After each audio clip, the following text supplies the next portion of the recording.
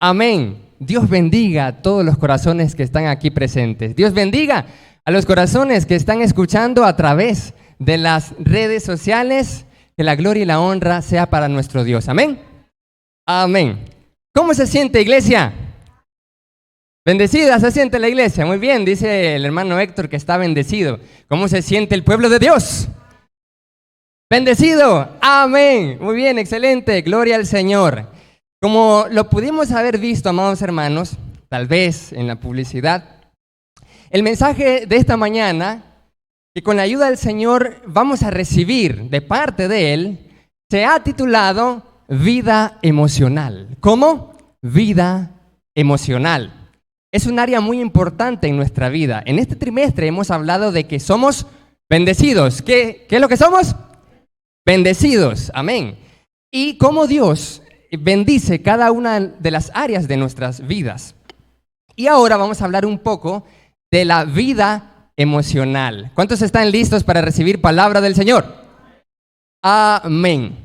Estaba un poco investigando acerca del coronavirus, de la pandemia del COVID-19, y me encontré algo que me sorprendió, algo muy interesante.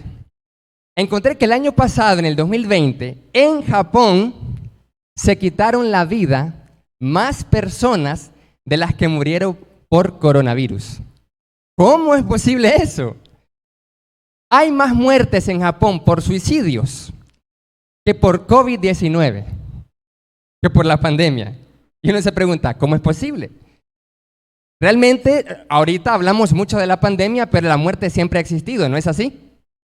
Pero por esa razón es que el ministerio de Japón, el gobierno de Japón, lanzó un nuevo ministerio llamado Ministerio de la Soledad. Mire qué interesante.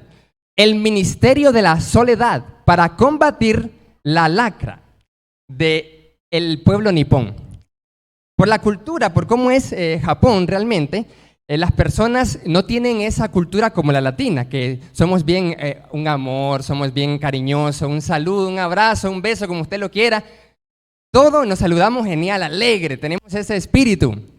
Pero allá no son tan así. Por lo tanto, hay un problema serio que tiene Japón de problemas sociales. Eso conlleva a que la gente en Japón, la mayoría, tenga altos niveles de ansiedad y de depresión, de angustia, porque están y se sienten literalmente solos. ¡Wow! Increíble. Los sentimientos de aislamiento y ansiedad que provocan, que empeoran, mejor dicho, las medidas contra el COVID-19, ha agudizado un problema que sitúa a Japón, dice la investigación, entre los países desarrollados con más suicidios. Imagínese usted. Terrible. Y podemos decir, pero es que son del mundo. ¿Acaso los cristianos no nos pasa eso? Pero si nosotros nos vamos a la palabra del Señor, vamos a encontrar a muchos grandes hombres de Dios padecer de angustia, de depresión, de ansiedad, de tristeza profunda, de una desordenada vida emocional. Y uno se pregunta, ¿qué? ¿En serio? Solamente basta con mencionar el ejemplo, o algunos ejemplos, por ejemplo, de el profeta Elías. Después de hacer varios milagros por la presencia de Dios, por el poder de Dios, y demostrar quién era el Dios de Israel verdadero, ¿qué fue lo que sucedió? Dijo, me quiero morir. ¿Cómo es posible que alguien, después de llevar algo poderoso en el ministerio, en la palabra del Señor, después se sienta en depresión y quiera huir del gobierno, quiera huir y se mete en una cueva y dice, yo ya no quiero vivir más? ¿Para qué existe la vida? Ya no quiero, mejor llévame, Señor. Un varón de Dios, uno que tenía una unción increíble, el profeta Elías. David fue otro. Nosotros podemos ver algo interesante que tal vez podemos identificarnos en Salmos capítulo 55, versos 6 al 8, que dice así, escuche atentamente: ¿cómo quisiera tener alas de paloma? ¿Cuántos de nosotros hemos dicho, me quiero ir largo de aquí? ¿Cuántos? Quisiera volar largo. El hermano Francisco dice, yo he dicho eso. Hemos dicho eso alguna vez, me quiero ir de aquí, no sé dónde, pero me quiero ir. Porque no aguanto esta situación, estoy asfixiado, estoy afligido. Quisiera, dice el salmista, tener alas como de paloma, así podría volar y descansaría. Largo me iría. Me escaparía muy lejos de aquí, versículo 7, y me quedaría a vivir en el desierto. ¡Wow! Parece que el desierto era un mejor lugar de lo que estaba él viviendo. Así parece, presuroso escaparía del viento borrascoso, huiría de la tempestad. Y cada uno de nosotros podemos sufrir diversas vicisitudes en nuestra vida, que vamos a ver la vida más bien, en vez de verla bonita, bella, la vemos como una gran tempestad. A cada uno de nosotros nos ha pasado algo terrible en nuestra vida, ¿sí o no? Algo que tal vez recordamos, algo tal vez en la familia, cuando eras pequeño, cuando eras adolescente. Cada uno de nosotros hemos tenido, y yo recuerdo, porque a veces me preguntan, ¿y por qué casi no hablas de tu niñez, de tu infancia? ¿Por qué a veces no, casi no? A veces mi esposa me pregunta, pero contame, quiero saber cómo era cuando eras niño, cuando eras chiquito, cuando eras adolescente, pero ¿qué pasa entonces? Y entonces me recuerdo que la infancia más o menos, yo me acuerdo que cuando yo estaba con mis papitos, era genial todo, pero después hubo una época terrible, una época triste, una época que casi no la menciono, no la recuerdo, porque realmente es un poco triste. Y uno de esos, a la que le habrá pasado al hermano, pero uno de esos recuerdos, una de esas situaciones, es que yo me acuerdo que yo tenía un primo. Yo tenía un primo político, estaba más pequeño yo de lo que ahorita estoy, y yo me acuerdo que en algunas ocasiones siempre era comparado con mi primo político. ¿Por qué no sos como aquel fulano?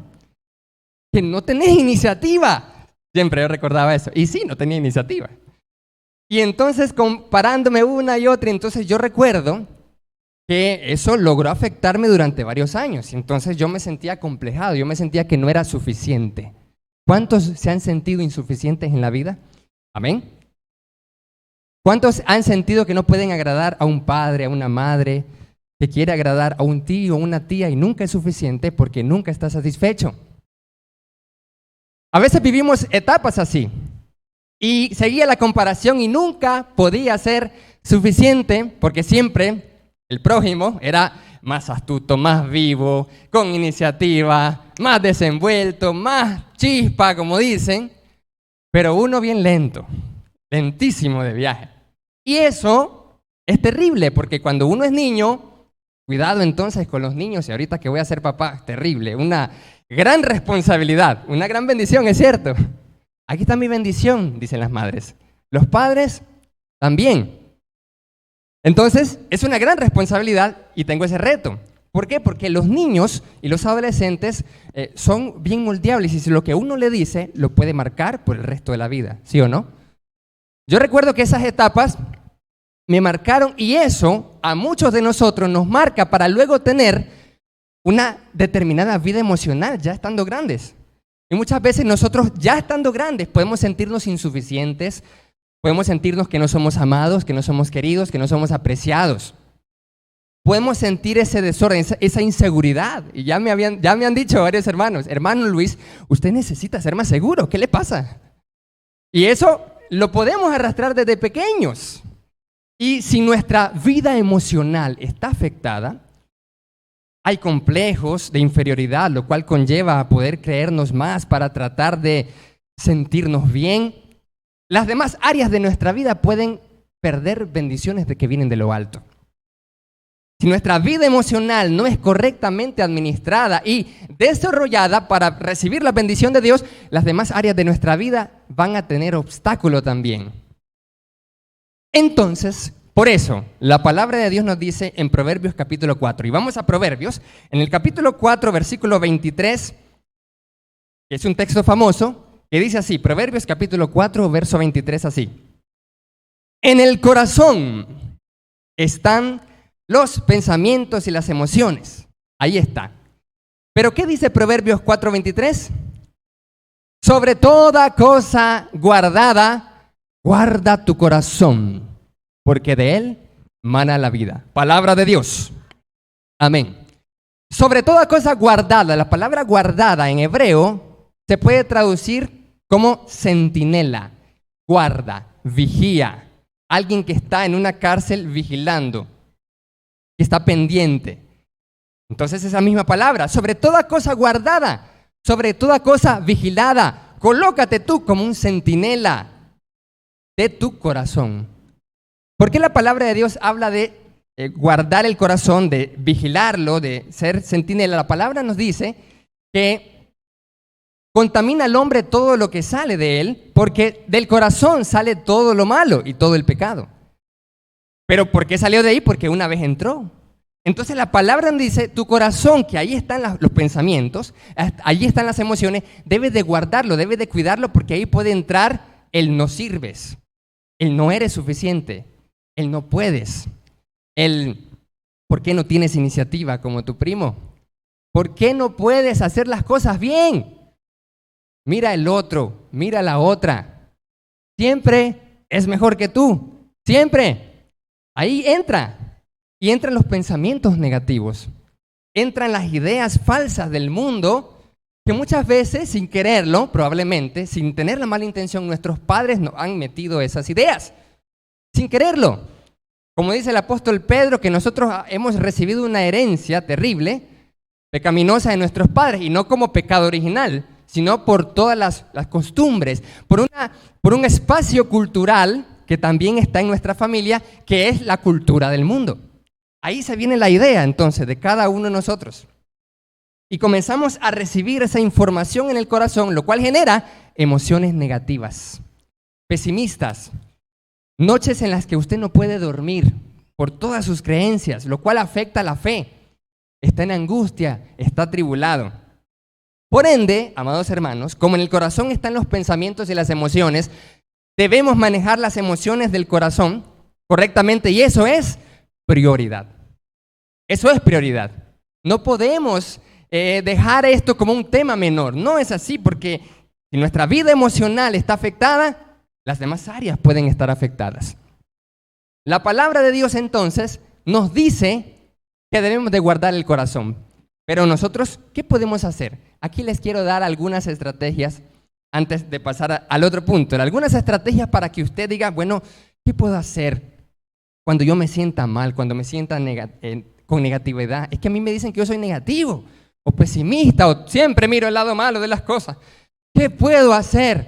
Le quiero dar 3 tips, 3 estrategias rápidas que usted puede tener y que dice la palabra de Dios. Lo primero es la práctica de la gratitud. La persona que vive con gratitud, dicen las estadísticas, no solo la palabra, dicen las estadísticas que una persona feliz y con satisfacción permanente es una persona que se puede decir que es una persona agradecida. La persona agradecida es la que mira cualquier cosa, no importa si es pequeño o grande, y dice, gracias Dios. Se sorprende, le gusta, gracias Señor, y puede valorar las cosas chiquititas. Le quiero hacer una pregunta a usted, amado hermano, a los hermanos que están y amigos que están conectados. ¿Cuáles son las 3 cosas que usted agradece en su vida personal? ¿Está agradecido con Dios por su esposa, por su esposo? ¿Amén? ¿Está agradecido usted con sus hijos, con las bendiciones que Dios le ha dado? Porque tiene el alimento, el agua. ¿Está usted agradecido con eso? ¿O está más bien pensando en, ay, si yo tuviera? O pensando más en lo que le falta, en vez de decir, lo que tengo es del Señor. ¿Cuántos dicen amén? Lo que tengo me es suficiente. Porque si Dios me lo permite tener, es porque eso es suficiente para mí. ¿Quién dice que me hace falta algo? ¿Quién dice que le hace falta algo? Si Dios aún no lo ha dado, es porque no lo necesitamos todavía, ¿sí o no? Pero eso es confiar en el Señor. ¿Cuántos dicen amén? Eso es confiar en el Señor. Número 1, agradece todas las cosas que hay en tu vida personal, en mi vida personal. Gracias, Señor, porque tengo esta bendición. Gracias, Señor. Recuerda 3 cosas de tu vida profesional, de tu vida ministerial. Los vicas que están estudiando, que acaban de terminar ahorita una campaña y por eso vienen agotados y cansados, pero con gozo. Piensa en 3 cosas que está agradecido en su vida ministerial, en su vida profesional. Y decir gracias, Señor, porque el privilegio de servirte. Gracias doy a Dios siempre de estar acá en esta congregación. Gracias por el privilegio que nos ha dado de poder transmitir la palabra del Señor en las redes, de tener muchos hermanos generosos de todo corazón que han aportado y muchos hermanos que tal vez Duraron poco, pero fueron clave y fueron bendición. Gracias, dice usted, por el trabajo que tengo. En vez de renegar, ¡ay, otra vez! Y cada lunes se levanta terrible. No se levante el lunes así, sino dando gracias a Dios. Una semana más. Muy bien, excelente. Piense en 3 cosas por las cuales está agradecido con su cuerpo. ¿Dónde están las damas? ¿Cómo es eso? Dice uno. ¿Cuántas están agradecidas con el cuerpo que les dio el Señor? Muchas damas se acomplejan. Muchas niñas, adolescentes, se avergüenzan, se acomplejan. Y los varones también. Muchos varones se acomplejan. Yo me acuerdo que yo siempre decía, y ahí tengo testigos, yo siempre decía, mis hermanos son más guapos que yo. Puede decir usted en su mente, pues sí es cierto, pero no hay falla. El problema es que yo me lo comenzaba a creer y entonces eso afectaba sin querer un aspecto en la vida emocional. Siempre decía entonces lo mismo, siempre. No, es que ellos juegan mejor, es que ellos... Y está bien admirar, porque muchos, o sea, en el mundo hay hermanos que no se admiran, no se respetan, no se aman, sino se envidian, terrible. Se envidian, compiten, y eso es terrible. Entonces yo siempre me enjuagaba la boca, todavía, de que mi hermano aquí, mi hermano yo, Marco, Eric, Eugenita, mis hermanos. Pero, eso está bien, pero había un problema, de que yo me comenzaba a afectar sin quererlo, sin darme cuenta. Pero ¿cuántos entonces varones y mujeres están agradecidos? Estamos agradecidos y dicen, ay, es que mi pelo, mi cabello, dice usted. Y eso le afecta a su vida emocional. No se siente bien con su cabello, no se siente bien con su color de piel, no se siente bien con la estatura que tiene. Ay, me miro muy flaco, o muy gordito, o muy gordita, dice, o muy delgada. Está bien que nosotros podamos desarrollarnos, pero ¿cuántos estamos agradecidos? ¿O cuántos nos sentimos insatisfechos con mi propio cuerpo, con su propio cuerpo? Y olvidando que Dios nos ha dicho que somos suficientes en Él. ¿Cuántos creen eso? Una de las frases que yo siempre recuerdo y siempre me repito es, soy suficiente con Dios. ¿Por qué? Porque eso es diferente a autosuficiencia. Lo que digo es, soy suficiente con Dios porque eso me recuerda 2 cosas a mí. Lo primero es, Luis, lo que tú tienes es suficiente porque Dios te lo ha dado. Es decir, no estás pensando en qué me falta. También que tú eres suficiente. Eres suficiente, tus dones, tus talentos, todo lo que tengas. Tú, hermano, hermana, los que están conectados, eres suficiente con Dios. ¿Cuántos dicen amén? Si tienes a Dios es suficiente en tu vida. Lo que tienes es suficiente, lo que eres es suficiente. Vas a crecer cada día, es cierto, pero es suficiente. ¿Cuántos lo creen? Y por eso estar agradecido. Gracias, Señor, porque me has dado esta bendición. Lo primero es la práctica de la gratitud. La segunda es la práctica del perdón. Si vivimos amargados, resentidos, vamos a caer en el odio, vamos a caer en el estrés, en la angustia, pensando en lo que los demás deberían haber hecho y no hicieron. ¿Sí o no? Eso genera frustración, una vida emocional afectada. Es que debería haber hecho. Es que así no debió de... Sí, es cierto, no debió de actuar así, no debió de hablar así, no debieron, nunca deberán las personas, no, es que nunca será suficiente la actuación de la persona, la actitud de la gente nunca será suficiente a veces para nosotros. Pero no nos podemos centrar en los demás, amados hermanos. No en amarles y bendecirles y servirles, eso hay que hacer, sino en deberían de haber hecho tal cosa. Deberían haber, si vivimos así, todo el tiempo vamos a vivir estresados, ¿sí o no? Todo el tiempo vivirá frustrado, angustiado, porque nunca nos vamos a sentir con satisfacción. Jamás de los jamases. Y entonces estamos en el instituto y dice, nunca es suficiente. Amén, dice, no puede ser. Nunca es que deberían de actuar así, el de disciplina, mis compañeros, mis directivos, deberían, no. ¿Qué deberíamos hacer nosotros? Es lo primero que hay que pensar. Nuestra realidad la podemos transformar dependiendo de nosotros, de la mente que tengamos acá. ¿Cuál es la mente que tengamos aquí? No, porque no puede controlar lo de los demás, ¿sí o no? Usted no puede controlar la actitud de los demás, las palabras de los demás, la actuación de los demás, no puede controlar. Práctica del perdón. Cada día decir, bueno, te perdono. Visualiza a la persona, perdónala. Visualiza la situación que te dolió y elimínala. Ponte en el lugar de la persona y pregúntate por qué actuó como actuó y por qué habló y dijo lo que dijo. Ponte en el lugar de la persona para perdonarla y así no vamos a caer en angustia y en tribulación. Ponernos en el lugar de la persona, y puede ser difícil, es cierto, pero preguntarnos por qué hizo eso. Muchas veces, y esto me recuerdo siempre, para poder perdonar, muchas veces las personas que sufren causan dolor. Muchas veces las personas que sufren causan dolor. Así que pongámonos a pensar, ¿qué dolor está sufriendo la otra persona? ¿Por qué actuó así? ¿Por qué me contestó? ¿Por qué me contestó así? ¿Por qué me gritó? ¿Por qué de mala manera? ¿Qué está pasando? ¿Tendrá un mal día? ¿Tiene algún problema? ¿Por qué? ¿Por qué? ¿Por qué? Eso nos dice la palabra del Señor. Practica el perdón. Número 3, maneja la adversidad. Cuando se presenta un problema, una adversidad, es decir, algo que teníamos en mente, no teníamos cómo queríamos hacer algo, era un plan bonito, teníamos un proyecto, un plan, una idea y queremos emprenderla y de repente hay un obstáculo y no se puede lograr el plan. Esta es una adversidad, no se puede hacer lo que usted tenía en mente.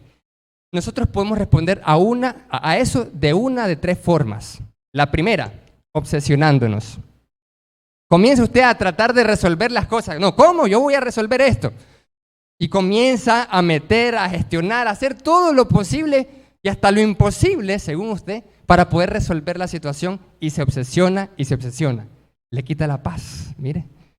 Se angustia, vive una vida emocional terrible si se obsesiona, si es la forma en cómo responde a la adversidad. La segunda forma es frustrándonos. Ya no voy a hacer nada. ¿Para qué? ¿Para qué lo voy a hacer?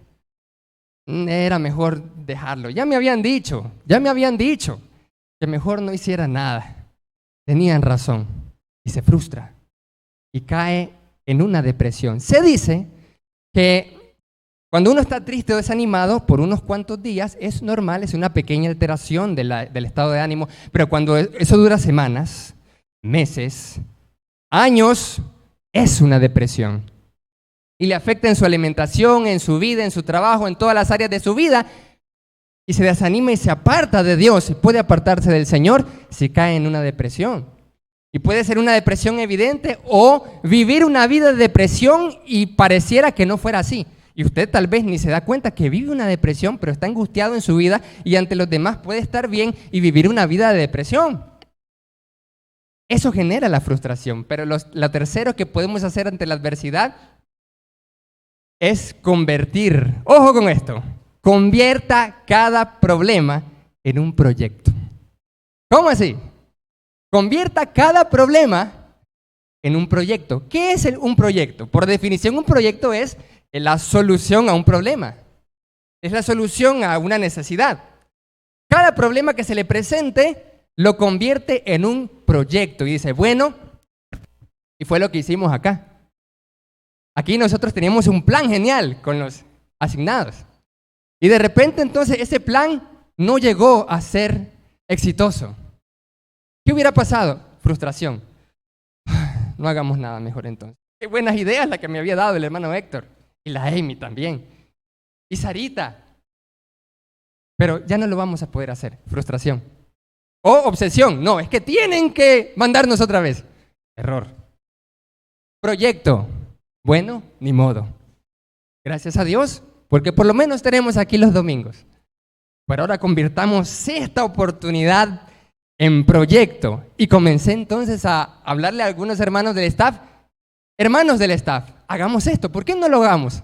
Hagamos este plan. Miren que ellos nos dejaron este plan. ¿Y se van a quedar solamente en ideas? Ok, dijeron. Vamos a hacerlo, intentemos hacerlo. Y comenzamos a convertir el problema en un proyecto. Comenzamos entonces a decir, bueno, y comenzó entonces el hermano Omar, la hermana Claudia, la hermana Tita, vamos a grabar los podcasts nosotros entonces. Que fue una idea del hermano Héctor. Vamos a hacerlo entonces, vamos a hacer otro video, aunque algunas cosas están pendientes, ¿cierto? Pero es un proyecto. Así usted, amado hermano, amigo, usted convierte un problema, una adversidad en un proyecto y dice, ¿cómo?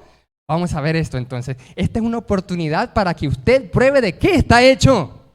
para que pruebe su fe, para que pruebe su ánimo, su entusiasmo y comience y diga, vamos a hacerlo con la ayuda del Señor. ¿Cuántos quieren salir adelante en el nombre del Señor?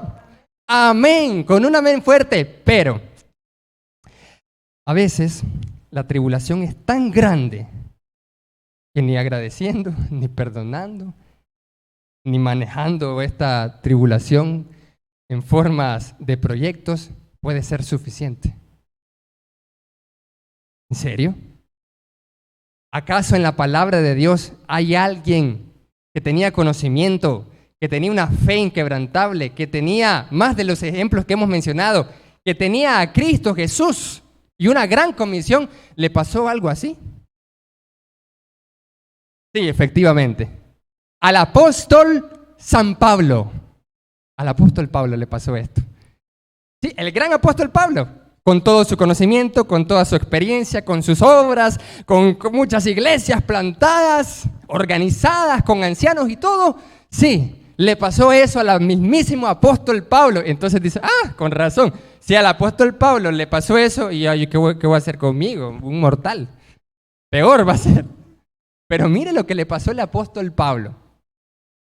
Dice la palabra del Señor en 2 Corintios capítulo 2, versos 2 y 13 lo siguiente. Présteme atención. Dice así. 2 Corintios capítulo 2, versos 12 al 13. Dice así. Cuando llegué a Troas para predicar el evangelio de Cristo, aunque se me abrió puerta en el Señor, una puerta es una oportunidad, aunque se me abrió puerta en el Señor, no tuve reposo en mi espíritu. ¿Qué? ¿El apóstol Pablo no tuvo reposo en su espíritu? ¿Estaba afligido? Sí. ¿Estaba angustiado? Sí. ¿Estaba en depresión? También. Así estaba el apóstol Pablo. Y dice, por no haber hallado a mi hermano Tito.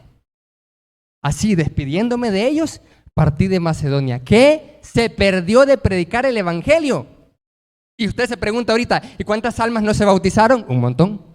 ¿Cuántas almas se condenaron porque el apóstol Pablo no predicó porque estaba en depresión? Sí, estaba en depresión.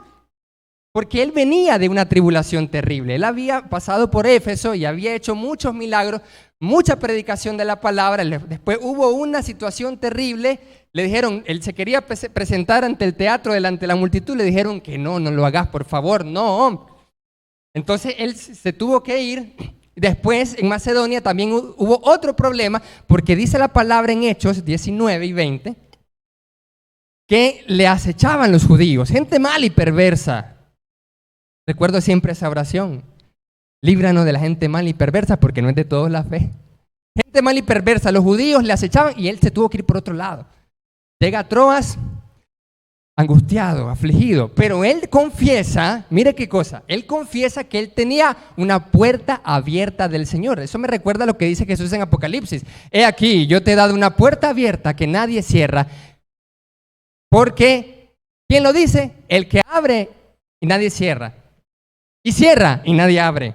La oportunidad era de Dios, él lo reconoce, dice aquí claramente, aunque se me abrió puerta en el Señor, pero estuve deprimido.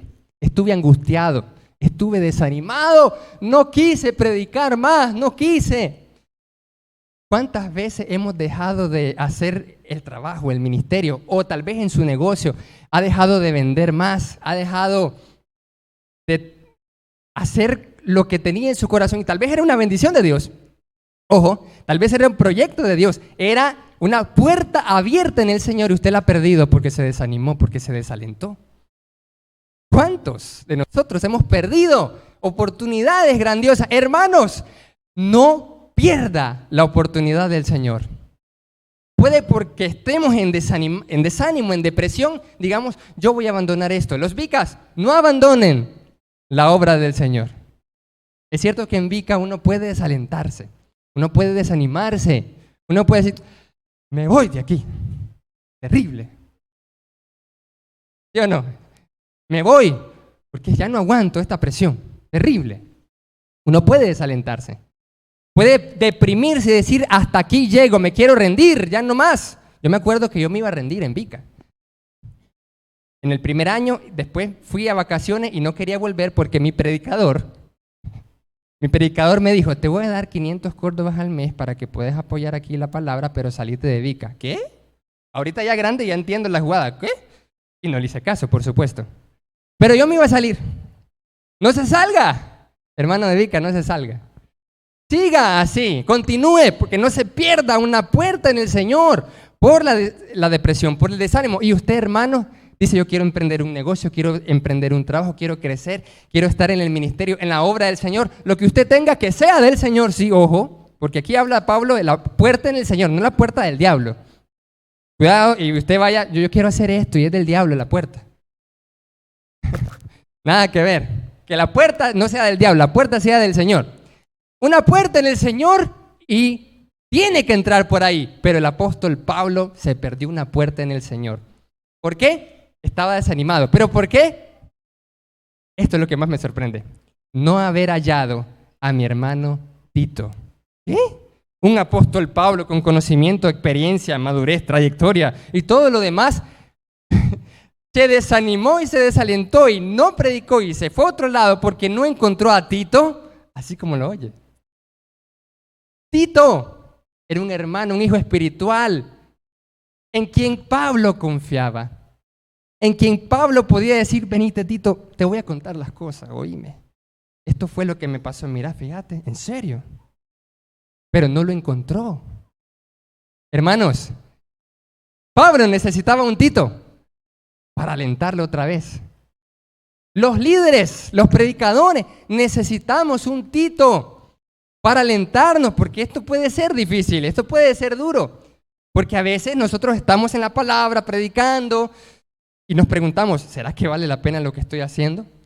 ¿Será que tiene sentido continuar estudiando en Vica? Dicen los Vicas. ¿Será que tiene sentido seguir en este trabajo, en este negocio? Dice usted, mejor voy a cerrar la venta, voy a cerrar el negocio, voy a cerrar todo.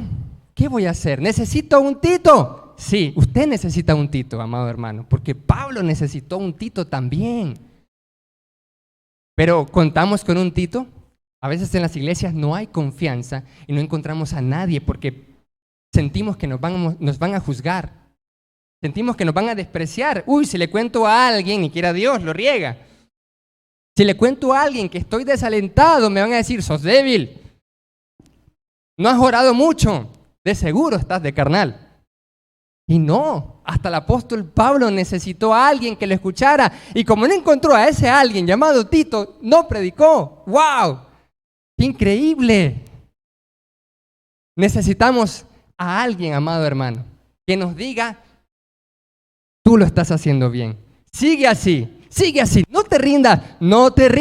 Pelea la buena batalla de la fe, echando mano de la vida eterna. Sigue así, porque si lo puedes creer, al que cree, todo le es posible. Entonces en Cristo, todo lo puedo en Cristo que me fortalece. ¿Cuántos dicen amén? Esa es la bendición de Dios para tu vida y para mi vida emocional. Cuando no podemos más, necesitamos a un compañero, a una pareja espiritual que nos aliente, que nos consuele. Y eso, la Biblia lo llama como el ministerio de la consolación.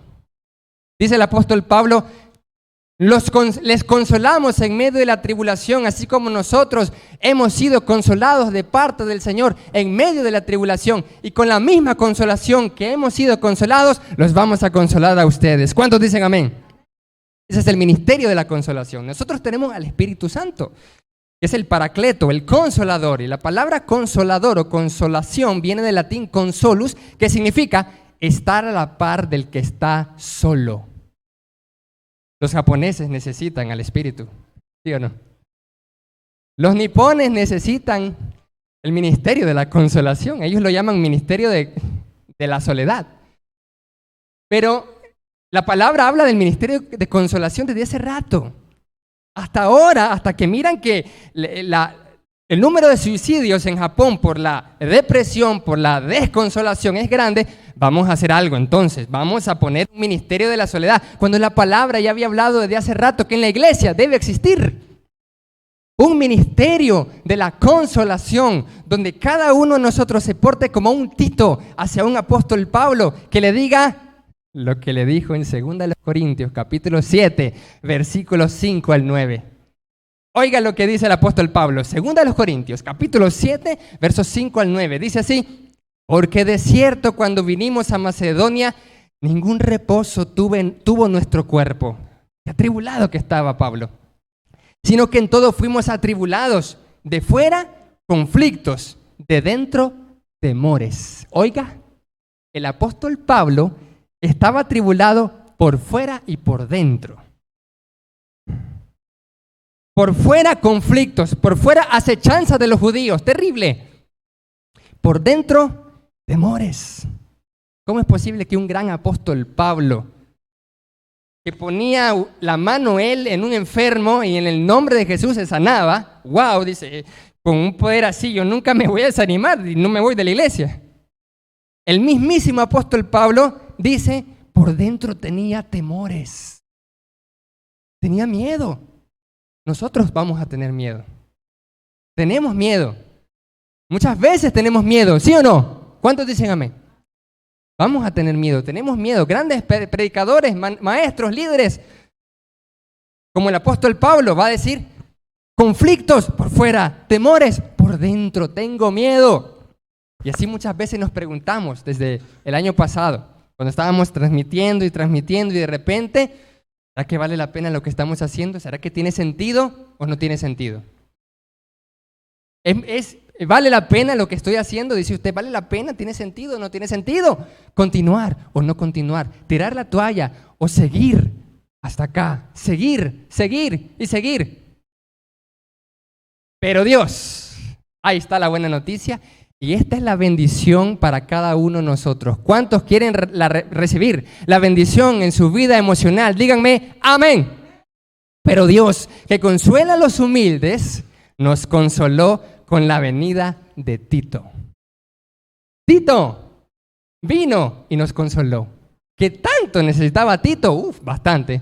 Así como usted necesita a alguien, pero debe de formar relaciones, debe forjar confianza para que usted tenga una pareja espiritual. Porque muchas veces, sobre todo los predicadores, aconsejan, escuchan problemas y se cargan emocionalmente. Ese es un problema. Se cargan emocionalmente los que aconsejamos y ¿a quién le decimos nosotros nuestra carga emocional? Se va acumulando y de repente, ¡puf!, algo en el corazón. De repente, ¡puf!, algo en el cerebro. Y caemos porque necesitábamos todo el tiempo descargarnos emocionalmente con un Tito. Nuestros temores, nuestros conflictos, la oposición de los judíos. Cualquier cosa. Necesitábamos a alguien que nos diera un abrazo como nunca nadie antes nos había abrazado, que nos había dado un apapacho, que nos había dado un beso, un te amo, un gracias, lo estás haciendo bien. Porque Dios consuela, dice aquí, y no solo con su venida, sino también con la consolación con que Él había sido consolado, en cuanto a ustedes, haciéndonos saber su gran afecto. Ojo con esto. El apóstol Pablo fue alentado y consolado cuando Tito le contó a Pablo el gran afecto de Corinto. ¡Wow! Pablo había escrito una carta dura, primera carta a los Corintios. Terrible, le había dicho esto y una segunda probablemente. Y esto, entonces era una carta dura, él mismo lo confiesa más adelante. Era una carta dura. Me pesó al principio, pero después dije era necesario, es cierto. Y la gente, ustedes estuvieron contritos, unos se enojaron, otros se pusieron, ¿y qué me va a decir este Pablo? Pero luego cambiaron, esas fueron buenas noticias para Pablo. Miren lo que dice acá, su gran afecto. Tito le dijo, los hermanos de Corinto te mandan saludes, te mandan amor, te mandan cariño. ¿En serio? Imagínese Pablo atribulado, habiéndole enviado una carta, levantándolo a la gente ahí. Y él dice, ¿en serio? ¿Me mandan su cariño? Sí. No hay mejor cosa para los que predican la palabra, para los que predicamos la palabra, que una iglesia que ama. Que una iglesia que dice, hermano, muchas gracias. Hermano, Dios le bendiga. Hermano, siga así. Tito le dijo eso, los corintios se arrepintieron, sacaron el pecado de la iglesia, mejoraron, te mandan saludos, te mandan amor, te mandan cariño. ¿En serio? ¿No se pusieron enojados entonces? Sí, pero ahora están mejor. ¿En serio? ¡Qué consolación más grande! Ver que lo que estamos haciendo funciona. Que es un resultado, que da resultado, que la gente realmente está escuchando la palabra y no solo estamos hablando al aire. ¿Sí o no? Que funciona la palabra realmente, que transforma, que cambia el corazón. Que hay resultado. Hay resultado. ¿Cuántos le dan la gloria al Señor? Amén. Dice aquí entonces, la consolación, nos dijo el afecto, su llanto. Ellos lloraron. Su solicitud por mí. ¡Wow! Gracias, dice Pablo, su solicitud por mí. De manera que me regocijé aún más. Porque aunque les contristé con la carta, no me pesa, aunque entonces lo lamenté, porque veo que aquella carta, aunque por algún tiempo los entristeció, ahora me gozo, no porque hayan sido entristecidos, sino porque fueron contristados para arrepentimiento. Verso 13. Por esto hemos sido consolados en su consolación. Ese es el ministerio de la consolación. Pero mucho más nos gozamos por el gozo de Tito. Primero por la venida de Tito, después por las noticias que Tito trajo de Corinto. Y ahora por el gozo de Tito. Mire qué bendición, mire qué bendición. Pero muchos más por el gozo de Tito, que haya sido confortado su espíritu por todos ustedes. Eso significa que él llega a Tito. Tito también necesitaba consolación. Tito llega atribulado pensando, me van a matar estos corintios. Vengo de parte de Pablo. ¿Qué me van a hacer si los levantó de humo? Los levantó por los aires. Les dio la recarga, nos decían en Vica antes. ¿Todavía se usa esa frase? No, ya no, pero antes así. Te voy a dar tu recarga. Era una regañada terrible que nos levantaban. Nos pegaban. Me van a recargar. Llega Tito. Wow, increíble. Dice, él fue confortado, su espíritu por todos ustedes. Su cariño para con ustedes es aún más abundante cuando se acuerda de la obediencia de todos ustedes. ¡Wow!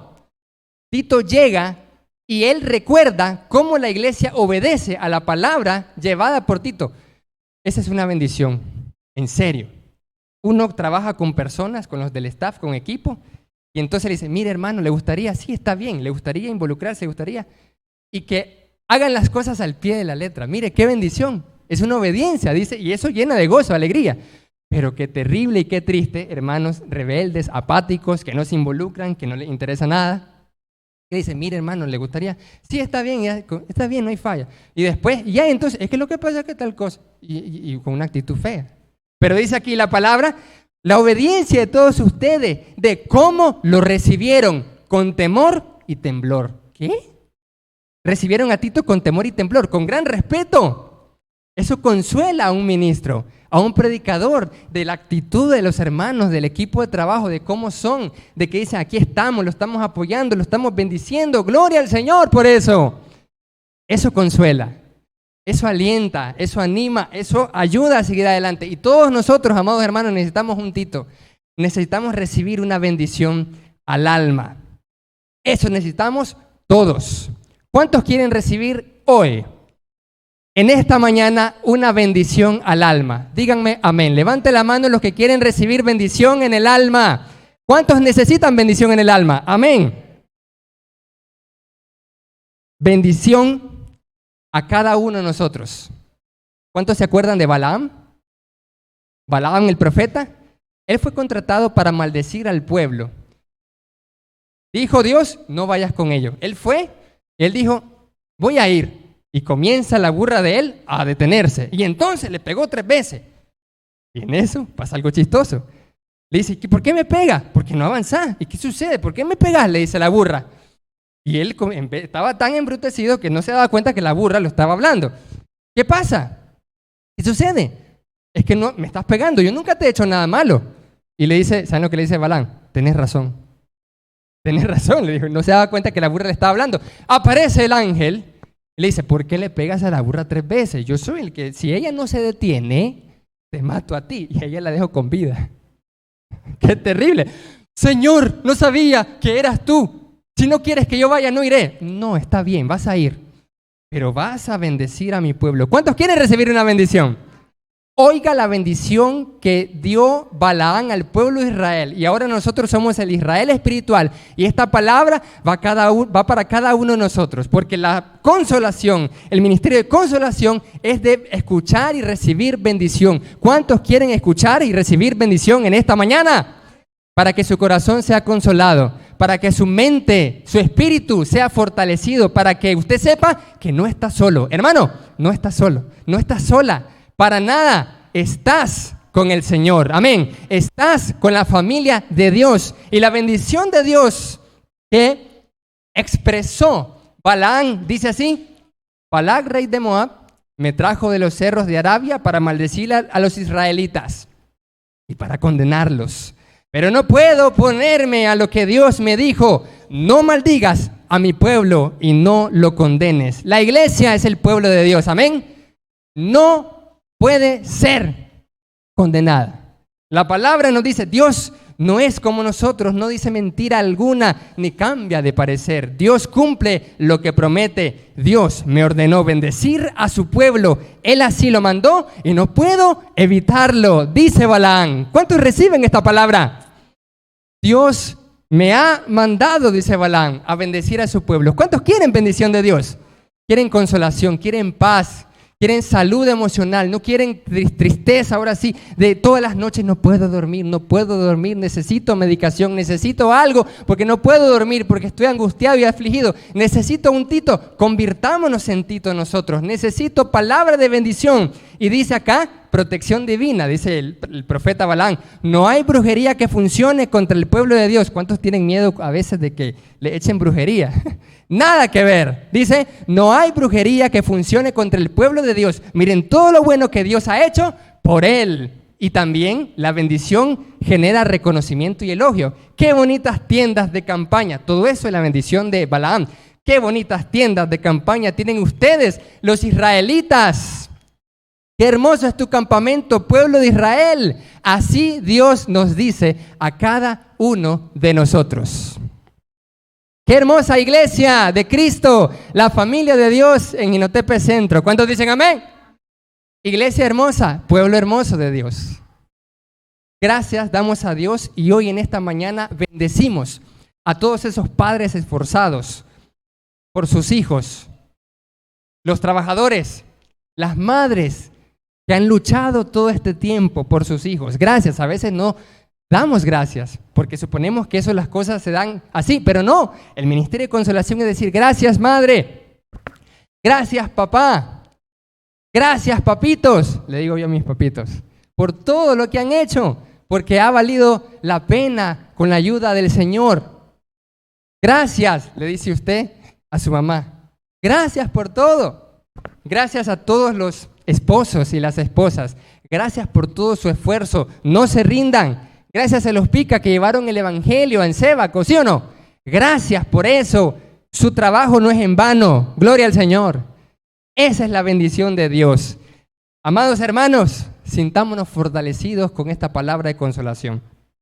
Con un correcto manejo de las emociones y con el compromiso de consolar a otros, con el consuelo recibido por Dios y por otros, nunca permanecerá más en depresión y angustia. ¿Cuánto dice amén? Amados, estemos entonces completamente consolados por Dios. Debemos sentirnos felices en esta mañana. ¿Cuántos se sienten felices? Porque Dios nos ha consolado, nos reconoce cada cosa, porque Él anota en un libro todo lo que usted hace por Él y lo que hace por otros. Cada vez que alentó a alguien, cada vez que consoló a alguien, lo está anotando, y del esfuerzo que hace cada día en cada área de su vida y al alentar a seguir en la lucha. Amados hermanos, ¿podemos hacer un acuerdo? ¿Qué dicen? El acuerdo es, ¿podemos consolar a otros? ¿Quiénes en esta mañana se comprometen con el ministerio de consolación? Amén. Solo uno se comprometió. Otra vez, una oportunidad. ¿Cuántos dicen, yo me voy a comprometer con consolar a una persona? ¿Cuántos se comprometen con el ministerio de consolación para que nadie más aquí esté desalentado, esté en depresión? ¿Cuántos dicen amén? Gloria al Señor. Amados hermanos, reciban la consolación de parte de Dios y que Dios les bendiga hoy y siempre. Amén.